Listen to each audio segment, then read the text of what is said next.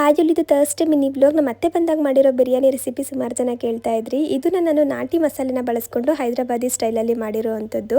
ಮೊದಲು 2 ಕಪ್ ಅಕ್ಕಿನ ನೀರಲ್ಲಿ ನೆನೆಸಿ ಒಂದು ಪಾತ್ರೆಗೆ ನೀರು ಹಾಕಿ ನೀರು ಕುದಿ ಬಂದಮೇಲೆ ಮೆಣಸು, ಚಕ್ಕೆ, ಲವಂಗ, ಶಾಯಿ ಜೀರಾ, ಜಾಪತ್ರೆ, ಸ್ಟಾರು, ಪಲಾವ್ ಎಲೆ ಹಾಗೆ ಏಲಕ್ಕಿ ಅಕ್ಕಿನ ಹಾಕ್ಬಿಟ್ಟು ಒಂದು 80 ಭಾಗ ಅಕ್ಕಿ ಬೆಂದಮೇಲೆ ನೀರನ್ನೆಲ್ಲ ತೆಗೆದು ಎತ್ತಿಟ್ಕೊಂಡಿದ್ದೀನಿ.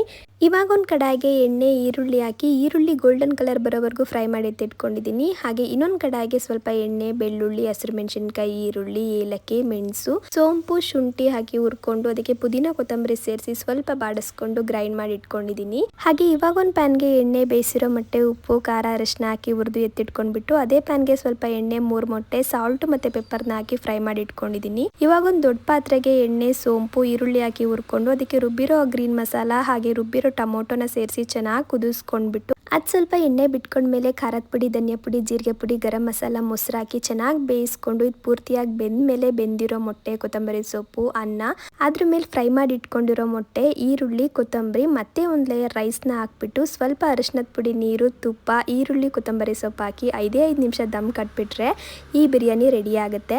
ಒಂದೇ ಥರ ಹೈದರಾಬಾದಿ ಬಿರಿಯಾನಿ ತಿಂದು ಬೇಜಾರಾಗಿದ್ರೆ ಇದನ್ನ ಟ್ರೈ ಮಾಡಿ, ತುಂಬಾನೇ ಇಷ್ಟಪಡ್ತೀರಾ.